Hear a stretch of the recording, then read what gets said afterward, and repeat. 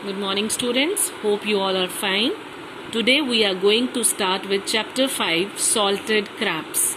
First of all, we will start with the activity. Tick the qualities you think you should have. You should be careful. Yes, you should always be careful. Thoughtful. Yes, beta, you should always be thoughtful. Careless. No, you should never be careless. You should always be careful about the things.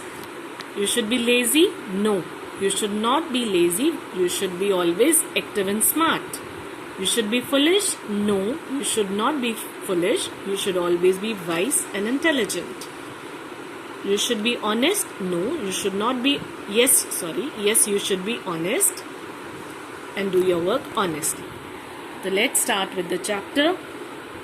In the story, in a village far away, there was a boy named Johan. एक बारी एक village में एक लड़का रहता था, उसका नाम था John.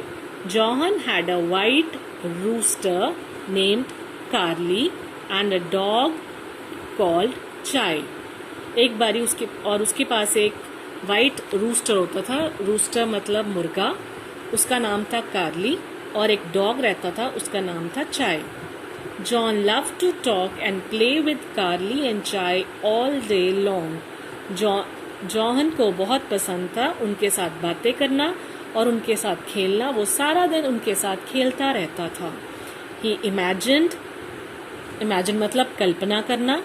He imagine the three of them were great explorers. वो सोचता था, वो कल्पना करता था कि वो तीनों जने बहुत बड़े एक्सप्लोरर्स हैं. एक्सप्लोरर मतलब जो किसी चीज की खोज करता है. But the people in the village knew that John was very careless. लेकिन विलेज में सब लोगों को पता था कि जॉहन एक बहुत ही केयरलेस मतलब लापरवाह लड़का था. He was very lazy. वो बहुत ही लेजी था. लेजी मतलब आलसी था. His pets knew it too. Pet मतलब उसके जो पालतू पशु थे. पालतू मतलब पशु जो कार्ली और चाय उनके पालतू पशु थे. उनको भी पता था कि जो जॉहन है वो बहुत ही लेजी किस्म का लड़का है. वन आफ्टरनून, एक दोपहर को, you can see in the picture also, he was playing near the village pond. वो विलेज पॉन्ड के पास खेल रहा था. This is a pond, you can see in the picture. This is John, this is John's mother and this is rooster and this is Chai. John was playing with Carly and Chai. His mother called him. उसकी मम्मा उसको आवाज मारती है. John, I need some salt. John, मुझे कुछ salt चाहिए. Salt मतलब नमक लेके आओ. नमक चाहिए. Go to Mickey's shop and buy some. और मिकी की शॉप पे जाओ और कुछ नमक खरीद के लेके आओ.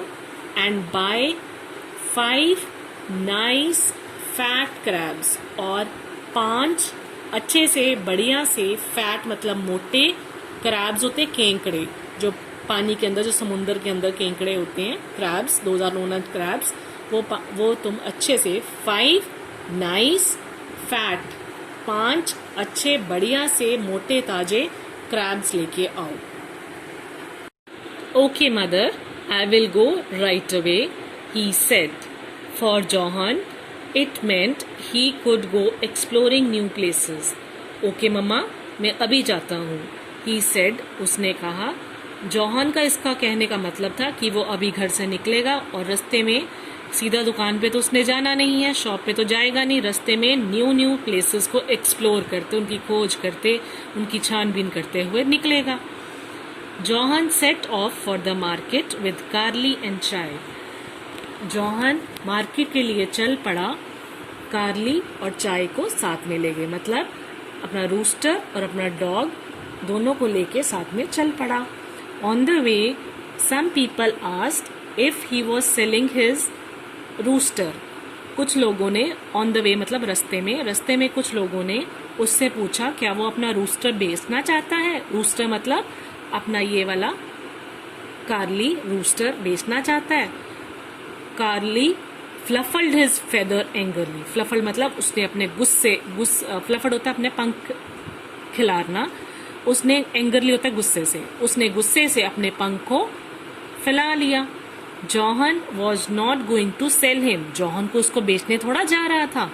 ही was going to buy salt and crabs for his mother, वो तो मार्केट में अपनी मम्मी के लिए सॉल्ट और क्रैब्स को खरीदने जा रहा था, मुझे बेचने थोड़ा जा रहा था. जो लोग मुझे पूछते फिर रहे हैं, लोग पूछते फिर रहे हैं कि कार्ली को बेचना है. कार्ली को तो इस बात का बहुत गुस्सा आया. कार्ली वांडर्ड होता है इधर उधर घूमना, अबाउट फॉलोइंग चाय एज ही चेज्ड होता है पीछा करना, एवरी मूविंग थिंग. कार्ली चाय के पीछे पीछे घूम रहा था. वो हैरान था कि चाय हर मूविंग चीज के पीछे पीछे क्यों घूमता है. जॉहन वॉकड अहेड मतलब आगे बढ़ा. जॉहन आगे बढ़ा. Finally they reached Mickey shop, आगे जाके वो मिकी की शॉप पर पहुंच गया. John asked for some salt and 5 crabs, John ने उससे मिकी की शॉप पे जाके सॉल्ट मांगा और 5 क्रैब्स मांगे, 5 केकड़े मांगे. There was a big basket मतलब बड़ी सी बास्केट थी, विद लाइव क्रैब्स, लाइव मतलब जिंदा क्रैब्स थे ऑन द फ्लोर पर जिंदा क्रैब्स पड़े थे बास्केट के ऊपर. Carly pecked at the crab and made it angry, Carly ने क्या किया, पेक मतलब अपनी चोंच उसके ऊपर मारी, क्रैब के ऊपर मारी. पेक्ड मतलब चोंच मारना, क्रैब के ऊपर मारी और मेड इट एंग्री, और क्रैब को गुस्सा आ गया. चाय स्निफ्ड होता है सूंघना, around the crabs and 1 crab almost pinched his nose. Chai था उसने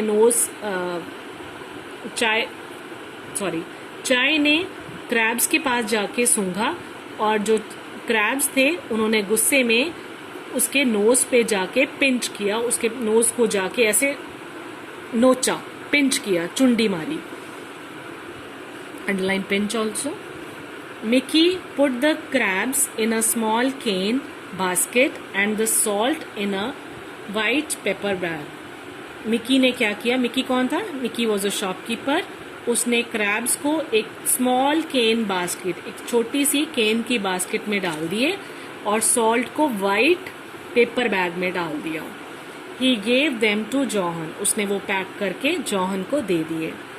as John left the shop, जैसे ही जॉहन ने शॉप से बाहर निकला, he heard his friends call out to him, उसने सुना कि उसके जो दोस्त हैं, उसके जो फ्रेंड्स हैं, उसको आवाजें मार रहे हैं, उसको खेलने के लिए बुला रहे हैं.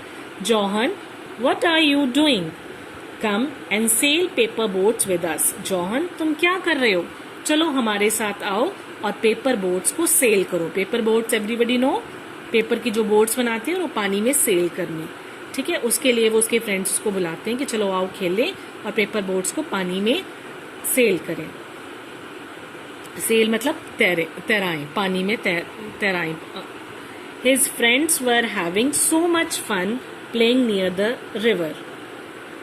कम on Carly, Chai, let's go and have some fun.